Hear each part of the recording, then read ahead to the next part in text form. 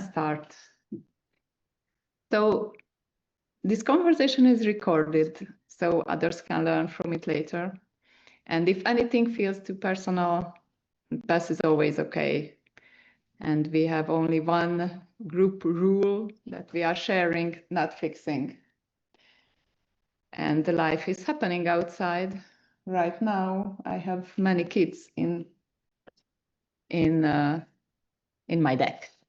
So this will be noisy sometimes. That's fine. Okay. So today's thread is what if the thing you've been hiding is the one that could set you free?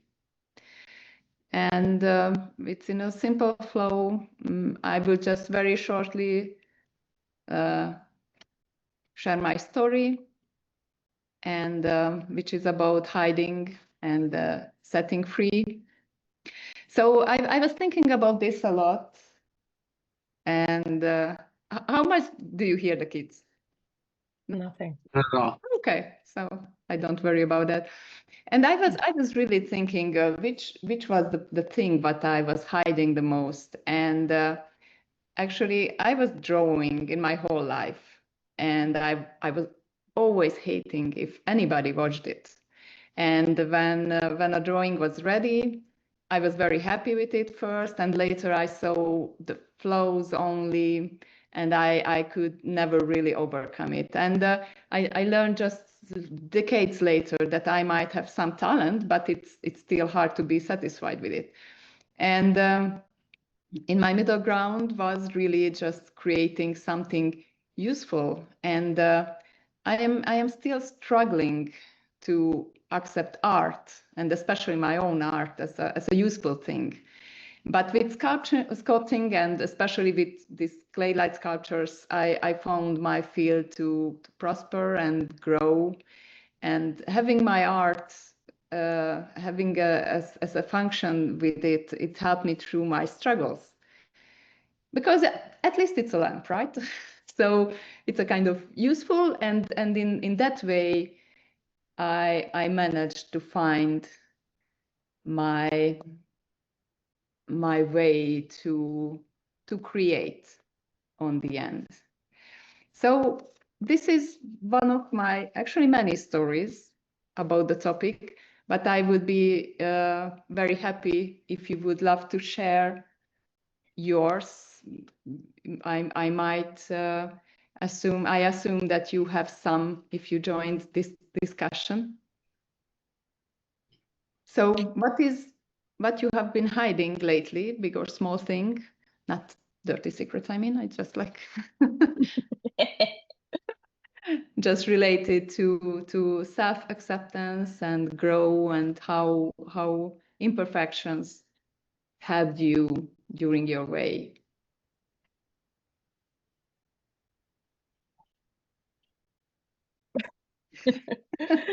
Okay, I will start. And to be honest, I don't have a ready answer for it, just on top of my head.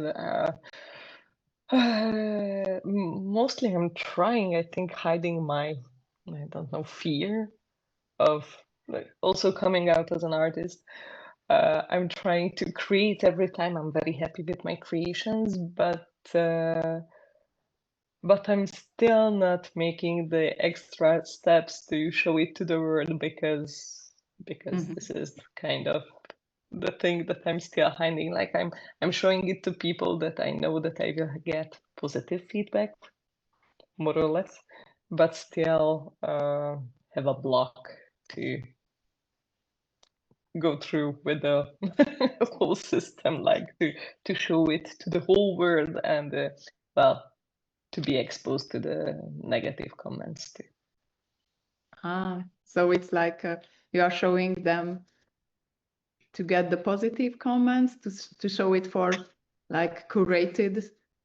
Yeah, it's like I don't know, a self pump up kind of thing, like trying to get some confidence out of positive feedbacks. And the negative comments seem to be very very, I don't know, dangerous or frightening. Dangerous, I don't know how are you feeling about it? But sometimes for me, like negative feedbacks have a lot more weight than positive ones, which is very stupid. But unfortunately, I don't know, even from, let's say, from 10 positive comments, if I have one negative, it bums me out completely. Okay. What is your field of art? Oh, I have multiple of them, but mostly the one that I'm the most passionate about is jewelry creations. But next to it, I'm trying to find my way into epoxy and shell art, mosaic arts, pictures, lamps, but not like very very very different kind of lamps. It's mostly coastal themed. I'm trying to take the beach to our houses. Dennis, do you have anything to this topic?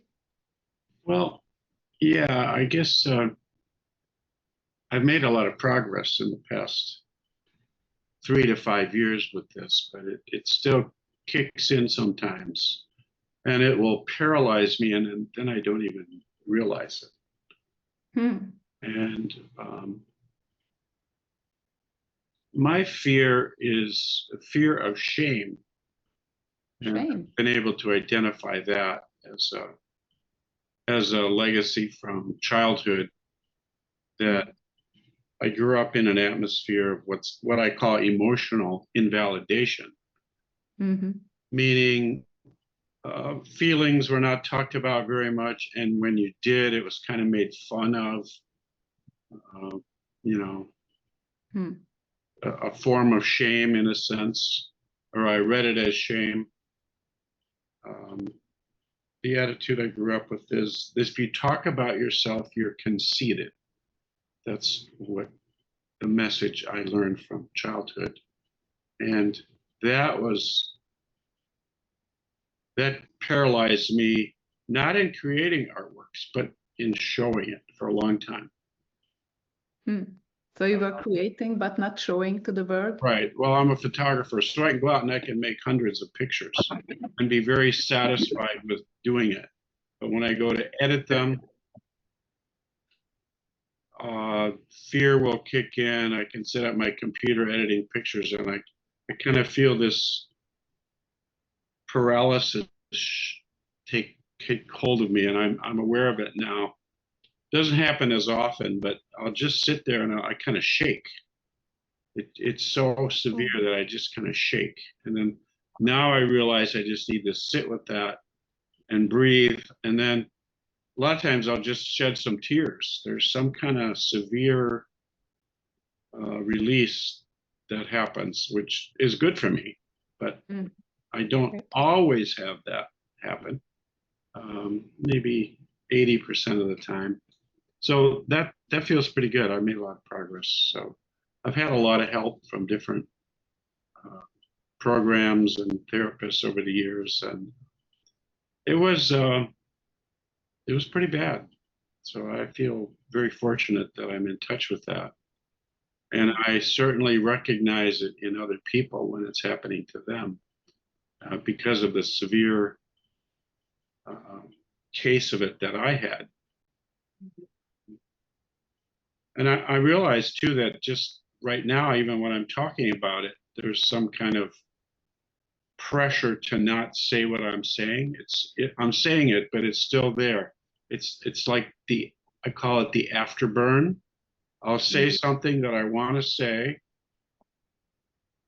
and I mean it, but that shame and guilt kicks in after the fact. I call it the afterburn, and that can be pretty severe sometimes, to the point that, oh, I shouldn't have said that, when in fact that's what I really wanted to say.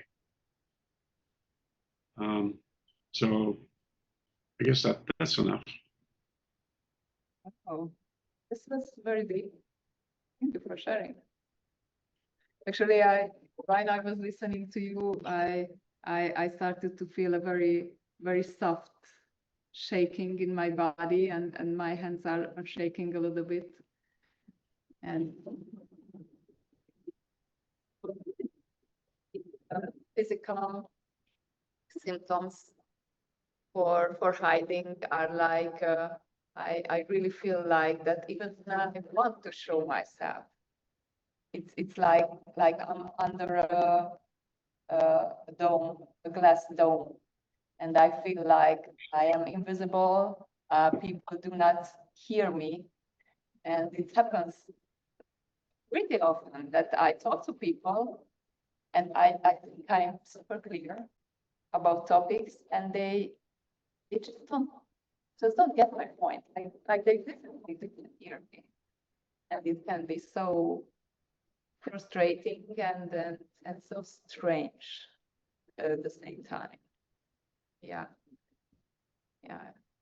And but for actually for me, overcome, not to overcome was for some therapy and 10-year therapy. And this is where I now slowly start to get movement. And I worked a lot with my birth journey, so with my own birth. And I spent my first 6 week in an incubator, actually class. So, and I have very strange memories about like how I actually stopped crying and stopped asking for help from the environment because of Jesus. And also I think through my journey with the clay, when I started to accept that art can be the part of my life, which was pretty controlled when I was a child. So I could draw, I could experience art and everything, but it was really like, okay, this is not a profession, you can live from it. Be quite true in theory that it's very hard to live from it, but at the same time, it gave me a very big stopper to show, because I'm not alone to earn money with art and to show, and even more to ask anything else in return. And I started to think about that. Okay, and what is the fear? Because the fear always guards a door. And what is the fear? What guards that? What kind of door is guarded here? So what I try to protect myself from, which is definitely kind of shame. And also when one of the fears I got aware of is that the high price will push people away. I have a very big fear about that. But if I want to form it for a kinder story, it would be like that, okay, the right people value the work, and the price honors craft and time, and it helps the piece reach the home where they really will care for. So I reached to the point like, okay, whatever, I know that I will not go below this price, and I will just keep trying, because I really want to have my art to be a connector between people, where it has a meaning for them, and this helps me now on my path. And what are your fears? What can they protect you from? And how you overcome of it, or how you try? What's your strategy?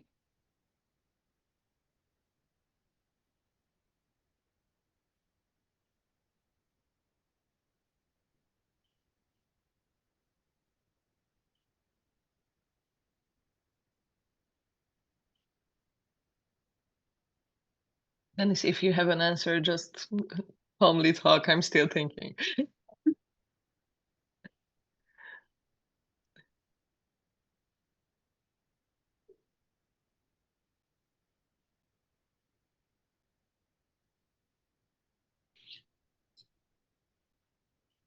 maybe I can have an easier, like if your hidden part could speak, what would it ask for right now, that hidden part?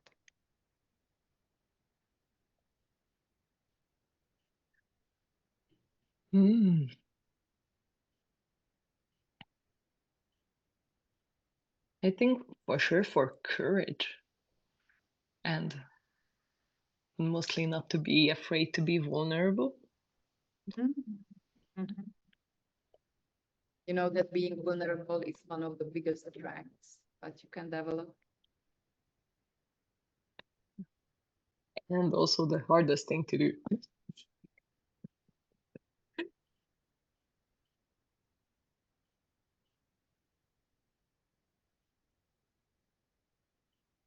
But yes, I think mostly this might be like the way how we can overcome our shames. What Dennis was saying about working like the breathing techniques and going through like it's so nice to be able to disconnect like mind and your initial feelings about how you should act, like you know that this is just a pattern that you are uh, well, you were living with, and you are trying to overcome it, but you still have the physical symptoms of it. And it's so nice, like this is for example one of the ways for sure, like you have to recognize the patterns and try to overcome them.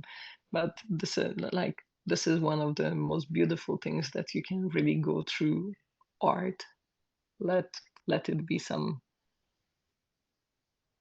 handmade art or photography editing, which can be like the most artistic thing ever.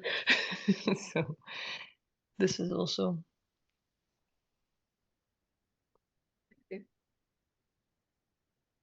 And for sure, if there is something that can kind of, you can concentrate your positive energy to, like if you have some type of physical thing that can help you stay focused on those positive energies, can help a lot. Thanks. Dennis, do you have anything to share or pass on? Well, I took a workshop maybe, I guess it's almost 10 years ago now. Mm-hmm. But it was about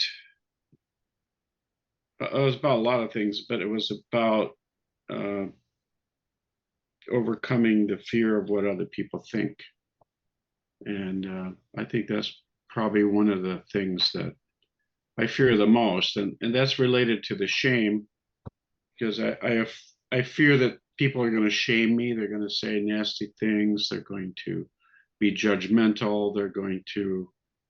Um, they're going to talk about me to other people, and really nasty things. And so one of the things I learned in the workshop was if you believe in some kind of a higher power, is to ask the higher power,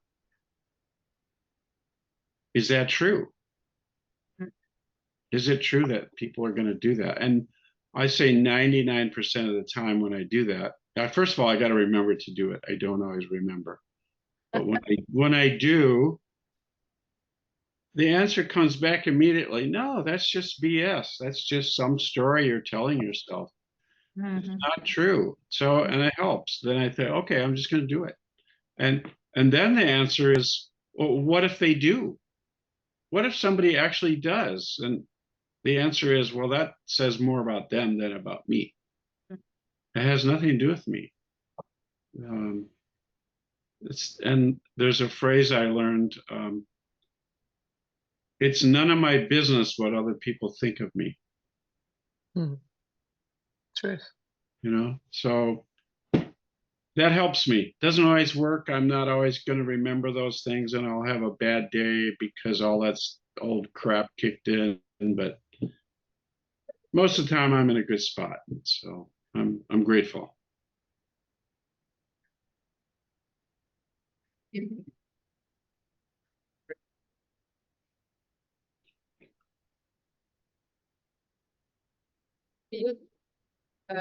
I also thought many times about like, yeah, okay, but what if? And really, does it has anything to do with myself? And not really. And also when I pay attention to myself, that how judgmental I can be with the same situation if I have a bad day or when I'm hungry or when I sleep. And it's like, okay, it's all about me. It's most of the time has nothing to do with the other person. It's always me. But and also like the point that you pointed out that if you remember to use the method, just like I don't know many wonderful tools, and if I remember right, but sometimes I remember only after it. Yeah. Okay.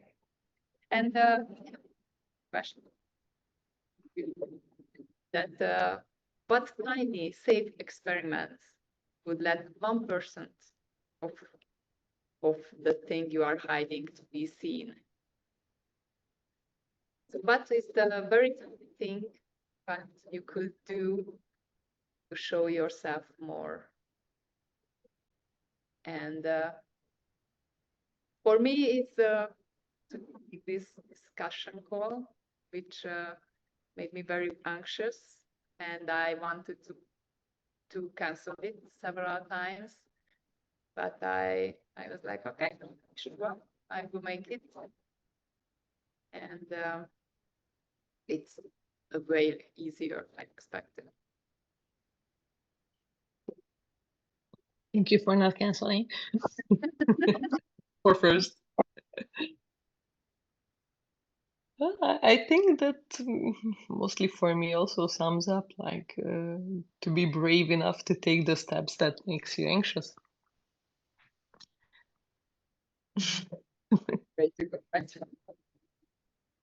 Going to the same direction, yeah. It's calm. Okay. Here, wow, it's brightening. That's great. Yeah. Something great can come out of it, even if it looks scary.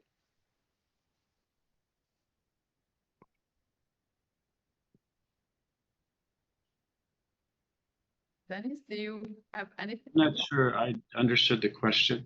What was? Oh, it's that could be a very tiny, safe experiment or step, but you could make to make yourself more visible Oh, at this point. well, like I said, I do have a belief in a higher power. Some people call it God. Sometimes I do, sometimes I don't. And I don't always know if I do believe, but I pretend that I believe. I just Yeah. then I pray for the courage when I remember to do it. And it seems to help. Now, I don't have to prove there's a God. I can just pretend. And it seems that it works. And I don't need to justify it. I don't need to explain it. It just seems to work. So that's what I do. This is smart, I have to tell you. This is always, for example, I have a huge, how to say it? I don't believe in God exactly, but I envy people who does believe in God. This is for me so envious that it must be so amazing to have like don't know the faith of a higher power, but it's a nice thing that like why not just to pretend? Maybe it will help a little bit. This is a nice idea. Thank you for that. I was lucky. I don't know how I came to this, but I thought, okay, I don't have to believe to pray. I don't know how I came to that conclusion. So I just This started, is genius. I just started doing it. And who cares if I really believe or don't believe? Nobody knows or has to even know anything. If I do it and it helps me, so what? Big deal. Amazing, yeah. This is really genius and so easy. Oh my God. I'm sorry. Prayer, meditation. I think they all have kind of the same points on the end. And Yeah. the place is like a kind of final on the end. When it's for my story, you can really have you in the present moment. I do know that there's a power greater than myself. That's all I have to know. If there wasn't, I'd be the only person here. You know, Yeah. the fact that you're all here and all the other people on the planet, there must be something greater than myself going on. So I appeal to that. Yeah. Yeah, even if we think about the planet, it's just like if it was a little bit further from the sun or a little bit closer to the sun, other way would not be life. Yeah. It's a very or that way, but we know for sure. Yeah. Very, very nice. Very nice talk from both of you. Thanks a lot. Okay. Oh, thank you. I also that micro techniques, micro practices you can use very honestly.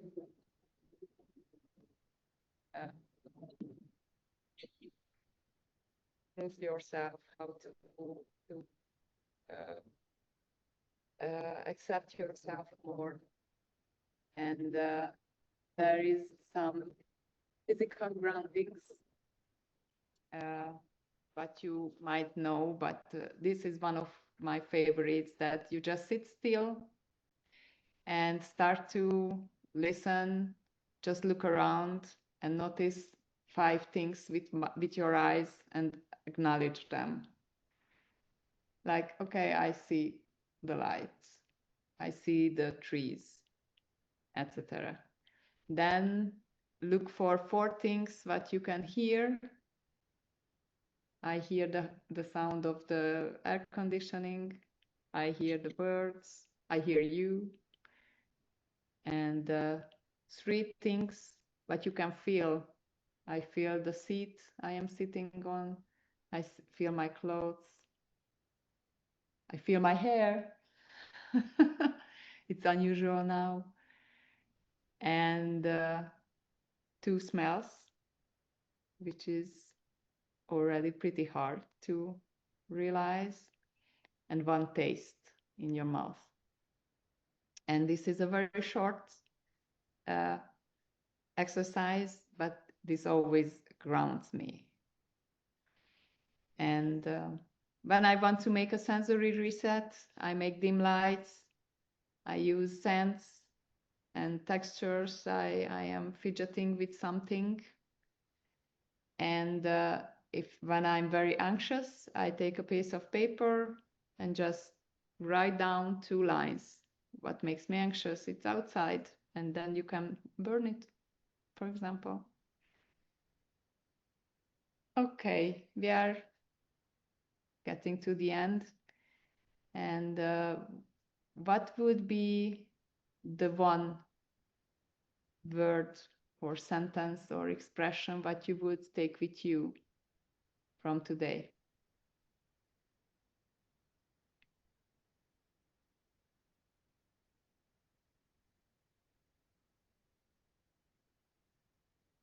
For me, it hit me. Yeah, you don't have to believe to pray. This is amazing. It hit me hard. Yeah. I guess for me, a large part of my thoughts are not based in reality. They're not. they're not insane, but they're not based on any reasonable, logical reality. And I have to just take stock of that. Yeah. For me, pretty much like what are the facts actually after all this? Because everything is filtered through our sensors, through our mind, and we can never turn off that filter. So reality is a big question mark for me. Okay. Thank you for joining. Thank you. I hope you Thank you. enjoyed and maybe see you on the next one. All right. Hopefully. Have a beautiful day. You too. Bye bye.